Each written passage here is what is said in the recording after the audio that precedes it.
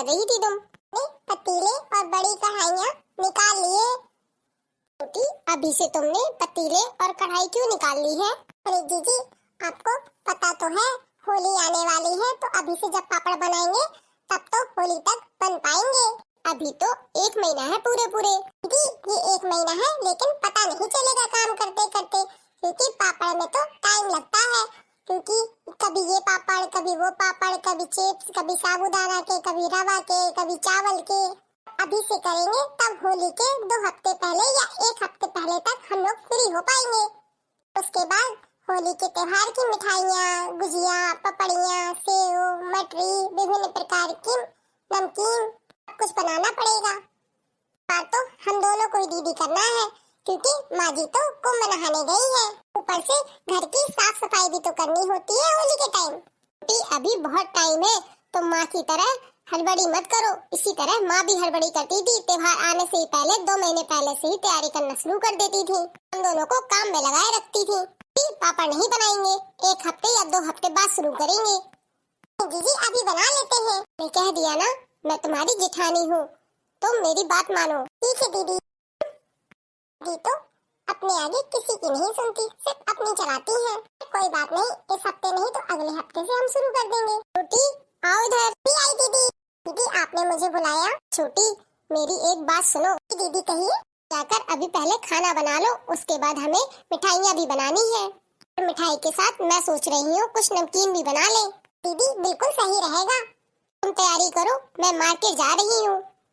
दीदी, मार्केट जाना जरूरी है क्या? सोच रही थी कि आप लोग जाते तो दोनों मिलके कर लेते और मिठाई और नमकीन अच्छे से बन जाती। छोटी, तुम बना लेना, मैं जा रही हूँ, हो सकता है मुझे लेट हो जाए। मुझे कपड़े भी लेने, क्योंकि किटी पार्टी भी आने वाली है मेरी सारी सहेलियों के पास नए नए कपड़े होंगे और मेरे पास नहीं होंगे, तो मुझे कपड़े लेने हैं और कलर्स भी लेने हैं, क्योंकि होली सेलिब्रेशन भी होगा। तुम घर देख लेना, मैं आती हूँ। से माँ जी गई है, तब से दीदी का कुछ नहीं क्या रूखा रूखा सा हो गया है। पता नहीं उन्हें क्या हो गया है। ठीक से वो बात भी नहीं करती, कभी इधर जाती है, कभी उधर जाती है और शॉपिंग ही करती रहती है। और मुझे घर का सारा काम अकेले ही करना पड़ता है। ऊपर से बाबूजी की भी तबीयत ठीक नहीं रहती, उन्हें भी टाइम टाइम से दवा देनी होती है। ना तो दीदी से घर का काम होता है, ना ही बाबूजी का। तुमने ये क्या किया? हाँ वो दीदी, मुझसे कोई भूल हो गई क्या? तुम्हें उसी टाइम रोकने वाली थी, लेकिन मैंने रोका नहीं और मैं आंखों से कुछ तुम्हें बताना चाहती थी, लेकिन तुमने तो मेरी तरफ देखा भी नहीं। तुमने सारा नाश्ता मेहमानों को क्यों दे दिया? दीदी, तो क्या हुआ? नाश्ता तो मेहमानों के लिए ही तो बनाया जाता है, कि परिवार वाले और मेहमान खा सके। अरे तो माँ जी भी करती थी। बार बार क्या लगा रखा है? अभी ऐसा करती थी, माँ भी वैसा करती थी, जो करती थी। अब हमें चलना है और हमें देखना है हमें कैसे करना है। को तो कुछ पता नहीं है, इतनी महंगाई है और बजट कहाँ से कहाँ पहुँच जाता है। माँ जी को तो सिर्फ खिलाने में लगी रहती है, को तो बिल्कुल भी हक धक नहीं लगता। अभी वैसी मत बनो। वो दीदी, वो क्या वो कर रही दीदी? दूसरों को खिलाने से तो बरकत आती है, घर में कम नहीं होता है। उनकी तरह से हमारा घर बहुत ही संपन्न है दीदी। ये भी अच्छा कमा लेते हैं और ये भी बहुत अच्छा कमा लेते हैं, तो हमें क्यों सोचना। ऊपर से माँ जी नाश्ता खत्म हो जाता है, फिर से हम दोनों को किचन की ड्यूटी थमा देती हैं कि हम दोनों काम करते रहे। मेरी माँ भी ऐसे ही करती है दीदी। कोई भी आता है उनको चाय नाश्ता देती, अगर कम पड़ जाता है तो फिर बन जाता है। इतना ही शौक है सेवा करने का, तो इस बार जब काम होगा ना तो तुम ही बनाना, मेरे से उम्मीद मत करना कि मैं तुम्हारी कोई हेल्प करूंगी। अगर तुम्हें कुछ देना भी था तो थोड़ा सामान लाती, पूरा क्यों लिया जितना बना था घर में। वैसे तुम याद रखना, मेरे से पूछे बिना कुछ भी मत करना। ठीक है दीदी।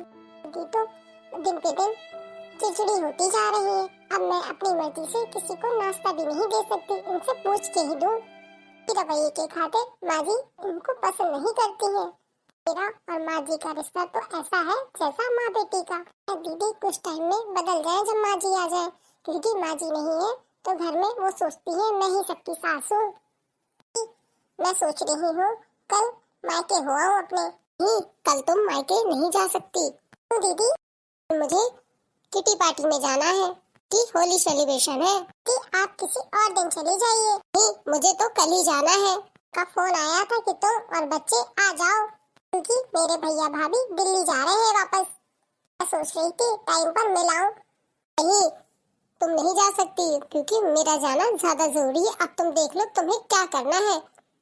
जी किटी पार्टी तो होती रहती है, आप बाद में कर लेना। अच्छा मेरी किटी पार्टी होती रहती है तो क्या तुम मायके बाद में नहीं जा सकती हो? कह दिया तो कह दिया, मैं जाऊंगी, तुम घर पे रहोगी।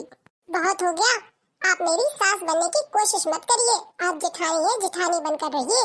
मैं आपकी बहुत सुन ली, से माँ जी नहीं है तब से आप अपने आप को सास समझ रही हैं। मैं बोलती नहीं हूँ इसका मतलब ये नहीं है कि मैं बोलना नहीं जानती। मैं आपका लिहाज करती हूँ कि आप बड़ी हैं, लेकिन आप बड़ी होने की सारी लिमिट क्रॉस करती जाती हैं।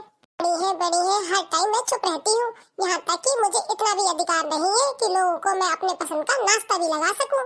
ये भी मुझे आपसे पूछना पड़ता है। घर की बहू सिर्फ मैं हूँ, आप नहीं है क्या इस घर की बहू? तो जब चाहे जहाँ चाहे किसी भी वक्त चाहे चली जाती है बिना बताए। मायके के तो पता नहीं कितने चक्कर लग जाते हैं आप। मुझे सिर्फ मेरे हैं क्या, आपके नहीं? उनको दवा नहीं दे सकती तो मैं सुबह जाती लेकिन शाम को आ जाती, लेकिन अब तो मैं 3-4 दिन बाद ही आऊंगी।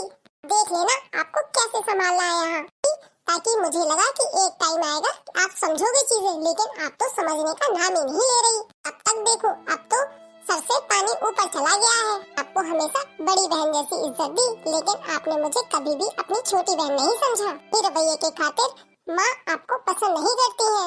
मेरा माँ जी का व्यवहार तो ऐसा है जैसे माँ बेटी का। से माँ को मैं गई है तब से तो आपने और भी अति कर दी है। ना तो किसी की सुनती है ना समझती है, सिर्फ अपनी करती है। कम से कम इस घर के बारे में आपकी कोई तो जिम्मेदारी बनती है। आप इस घर की बड़ी बहू हो।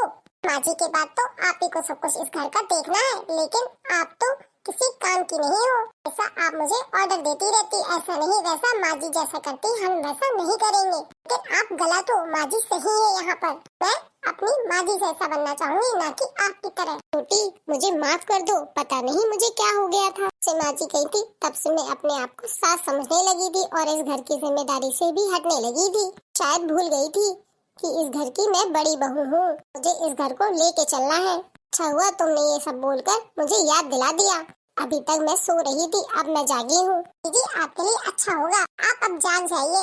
छोटी मैं अब जग गई हूँ, अब मैं तुम्हें कोई भी शिकायत का मौका नहीं दूंगी। लेके जाना है तो जाओ। आप माफी मत मांगिए, आप माफी मांगते हुए अच्छी नहीं लगती, आप तो ऑर्डर देते हुए अच्छी लगती है। मैं जाकर आती हूँ। हाँ चरण स्पर्श। जीती रहो बहू, जीती रहो। माँ आपकी यात्रा कैसी रही? क्या बहुत अच्छी रही। योगी और मोदी जी के राज में कोई भला दिक्कत हो सकती है क्या? बात तो आपने माँ जी बिल्कुल सही कही। प्रयागराज में इतनी अच्छी व्यवस्था है कि बता भी नहीं सकते। श्रद्धालुओं को कोई भी प्रॉब्लम नहीं हो रही है। शासन बहुत अच्छे से काम कर रहा है। जी लाइए आपके पैर दबा देती हूँ कि आप इतनी दूर से तीर्थ यात्रा कर आए हैं। आप थक गए होंगे, शायद थोड़ा बहुत पुण्य मुझे भी मिल जाए। वाह बहू तुम तो बहुत ही समझदार हो गई हो। ये बताओ छोटी कहाँ है? वो अपने मायके गई है। मैं तो भूल गई थी। हाँ छोटी ने मुझे फोन किया था, मुझसे पूछ कर ही गई है।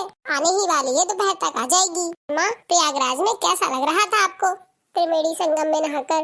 बेटा क्या बताऊँ, ऐसा लग रहा था मानो मैं स्वर्ग में आ गई हूँ। जी मैंने सुना है कि स्टेशन से बहुत दूर तक चलना पड़ता है पैदल। बेटा तीर्थ स्थल है तो भीड़ तो होगी, और तीर्थ स्थल में थोड़ा बहुत तो पैदल चलना ही पड़ता है, नहीं तो मिलती ही है। लेकिन जब मैंने संगम को देखा और जब आस्था की डुबकी लगाई तो मन इतना प्रफुल्लित हुआ मानो सारी थकान मिट गई हो। तो यही दुआ करूंगी कि गंगा मैया सबकी लाइफ में सुख समृद्धि और वैभव बनाए रखे। मामा आपको वो लड़की मिली क्या, नीले आँख वाली मोनालिसा? नहीं बेटा, और मैं कहाँ ढूंढती फिरती, हम बूढ़े आदमी। बताऊं तो मुझे इतना आनंद कभी कहीं नहीं आया। इतना प्रयागराज महाकुंभ में संगम में नहा कर आया है, तो ऐसा लग रहा था गंगा मैया शायद हमें ही बुला रही थी। इतना भव्य महाकुंभ है कि देखकर ही आंखें आनंदमय हो जाती हैं, आत्म विभोर हो जाता है इंसान। तुमको पता है हेलीकॉप्टर से फूल भी डाले जाते हैं श्रद्धालुओं पर। अच्छा माँ, अब तो योगी जी की सरकार का कमाल है, ताकि कोई भी दंगे फसाद ना हो। शासन भी बहुत टाइट है।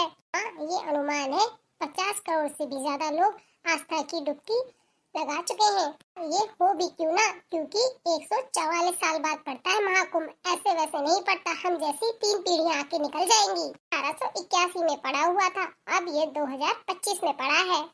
अर्ध कुंभ पड़ेगा जो कि 12 साल बाद पड़ेगा 2031 में। के लिए भी अभी 12 वर्ष है। पता नहीं कौन मरता है कौन जीता है, किसी का कोई भरोसा नहीं है, क्योंकि ये जिंदगी हमारी पल भर की है। पल भर में क्या से क्या हो जाए पता भी नहीं चलता। माँ, आप बिल्कुल सही कह रहे हो, सत्य वचन। आपकी ये सब बातें सुनकर मुझे भी ऐसा लग रहा है मानो मैं भी चली जाऊं। बेटा क्यों नहीं, अभी तो लास्ट स्नान महाशिवरात्रि को है, चाहो तो तब जा सकते। जी माँ, मैं तब सोचूंगी जाने के लिए। तुम एक काम करो, मैंने पड़ोस की औरतों को फोन कर दिया था, रही थी आपने तो त्रिवेणी संगम में अमृत स्नान कर लिया, मैं भी गंगा जल लेते आइएगा। मैं उन सब के लिए गंगा जल लाई हूँ, हम भी घर बैठे स्नान कर लेंगे, गंगा मैया को हम यहीं से याद कर लेंगे। तुम ऐसा करो, सभी आने ही वाली होंगी तो तुम उनके चाय नाश्ते का इंतजाम कर लो। माँ, मैं अभी करती हूँ। त्रिवेणी संगम की जय हो, जय हो, जय हो, जय हो। तो सत्य सनातन धर्म की जय हो। संतों का लगे रहा रेला, आया महाकुंभ का मेला, कहाँ लगे रहा संतों का रेला, आया महाकुंभ का मेला। रूप बदले सबे देव पधारे, रूप बदले सबे देव पधारे, आयो संगे हनुमति अलबेला, आया महाकुंभ का मेला, आयो संगे हनुमति अलबेला, आया महाकुंभ का मेला। कहाँ संतों का लगे रहा रेला, आया महाकुंभ का मेला। अपनी अपनी देवी अलाए, हाँ कोई न आया अकेला, आया महाकुंभ का मेला। कोई न आया अकेला, आया महाकुंभ का मेला। कहाँ संतों का लगे रहा रेला, आया महाकुंभ का मेला। दूर दूर के संत यहाँ आए, दूर दूर के संत है आए, चेहरा हो खूब झमेला, आया महाकुंभ का मेला। अरे मचेरा हो खूब झमेला, आया महाकुंभ का मेला। कहाँ संतों का लगे रहा रेला, आया महाकुंभ का मेला। नर नारी यहाँ स्नान करते हैं, नारी स्नान करते हैं, हाँ घूमे रहे सब मेला, आया महाकुंभ का मेला। कहाँ संतों का लगे रहा रेला, आया महाकुंभ का मेला। गंगा यमुना सरस्वती वहाँ, गंगा यमुना सरस्वती वहाँ बह रही अमृत धारा, आया महाकुंभ का मेला। कहाँ संतों का लगे रहा रेला, आया महाकुंभ का मेला। बहुरानी वाह, बहुत ही शानदार भजन गाया, सुनकर मन को आनंद प्राप्त हुआ। एक तो मैं संगम से स्नान कर आई हूँ, पहले ही मन बहुत ही खुश था, तुम्हारा भजन सुनकर और ही प्रफुल्लित हो गया। क्यों माँ जी? और हमारी बहू का ये भजन आप लोगों को कैसा लगा? कमेंट बॉक्स में हर हर गंगे लिखिए। एक बार प्रयागराज जरूर जाइए, ये दोबारा आप लोगों को नहीं मिलेगा, ये 144 साल बाद आता है। सबसे यही निवेदन है कि आप सबको एक बार तो जाना ही चाहिए। अगर हमारी वीडियो अच्छी लगी तो वीडियो को लाइक करिए, कमेंट करिए और शेयर करिए, बेल आइकन को दबाना ना भूलिए। हमारी वीडियो अच्छी लगे तो अपने दोस्तों को, रिश्तेदारों को ये वीडियो जरूर शेयर करिए। फिर मिलेंगे नई कहानी के साथ, नई वीडियो के साथ। तब तक के लिए bye, good night and take care. हंसते रहिए और दूसरों को भी हंसाते रहिए। Bye bye.